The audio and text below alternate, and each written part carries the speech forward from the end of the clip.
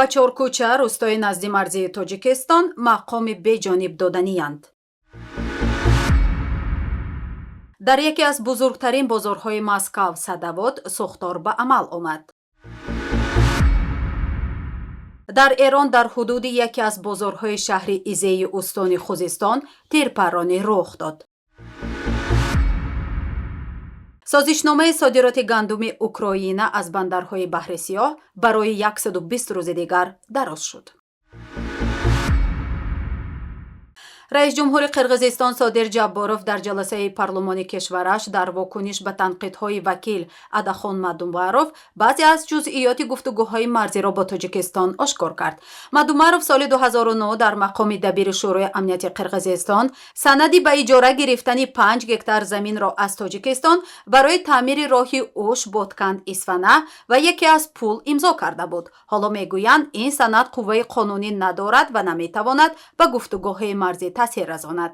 Содир Ҷабборов рӯзи 17 ноябр гуфт: шумо мегӯед ки санади имзошудаи Торткочо ғайриқонунӣ аст ва метавонед бо он ба ҳоҷатхона равед. ҷониби дигар ин корро намекунад. онро ба даст гирифта нишон медиҳад. аллакай чанд дафъа нишон додаанд. дар шаҳри Остона дар мулоқоти сеҷониба низ онро нишон дода гуфтанд: мо имзо мекунем ва боз иҷро намекунем. ӯ илова кард ки пас аз ин раиси Кумитаи давлатии амнияти миллии Қирғизистон Қамчи Бектошиев 2 бор бо ҷониби Тоҷикистон гуфтугӯ анҷом дод. Ҷабборов гуфт: мо он чоркӯчаро баргардонида мақоми бетарафӣ медиҳем. мо онҳоро мутмаъин сохтем ки на аз онҳо ва на аз мо бошад.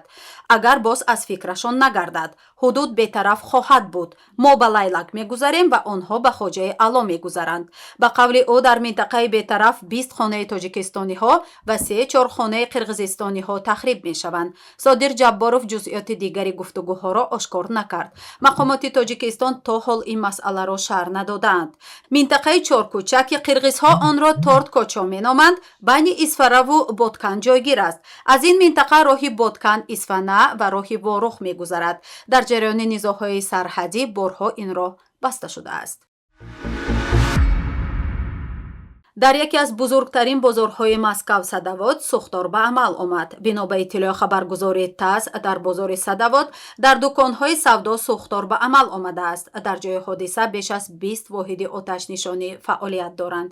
тибқи маълумоти пешакӣ майдони сӯхтор 50 метри мураббаъро ташкил медиҳад. дафтари матбуоти сароясати вазорати ҳолатҳои изтирории Русия дар Москав ба хабаргузории ТАСС гуфтааст: маркази сарзании сӯхтор муайян карда шудааст. сӯхторнишонҳо барои пешгирии паҳншавӣ ва хомӯш кардани сӯхтор чораҳо андешида истоданд. ҳанӯз дар бораи талафоти ҷонӣ маълумоте нест. бозори Садовод аз бузургтарин бозорҳои Москав аст ки дар он муҳоҷирони корӣ аз ҷумла аз Тоҷикистон низ кор мекунанд. дар Эрон дар ҳудуди яке аз бозорҳои шаҳри Изеи устони Хузистон тирпарронӣ рух дод.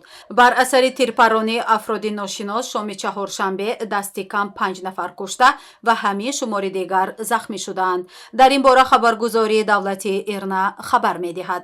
ба гуфтаи ин манбаъ дар миёни кушташудагон маъмурони пулис низ ҳастанд.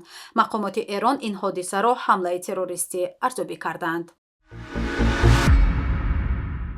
созишномаи содироти гандуми Украина аз бандарҳои Баҳри Сиёҳ барои 120 рӯзи дигар дароз шуд.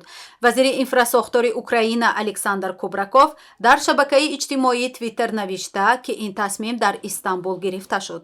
созмони милал ва Туркия кафили ташаббус мемонанд. вазири дифои Туркия дар муборизаҳои ҷаҳонӣ бо буҳрони ғизоӣ боз як қадами муҳиме гузошт.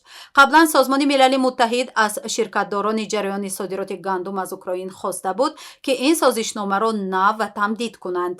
муҳлати созишномае ки барои 120 рӯз имзо шуда буд 19 ноябр ба анҷом мерасад.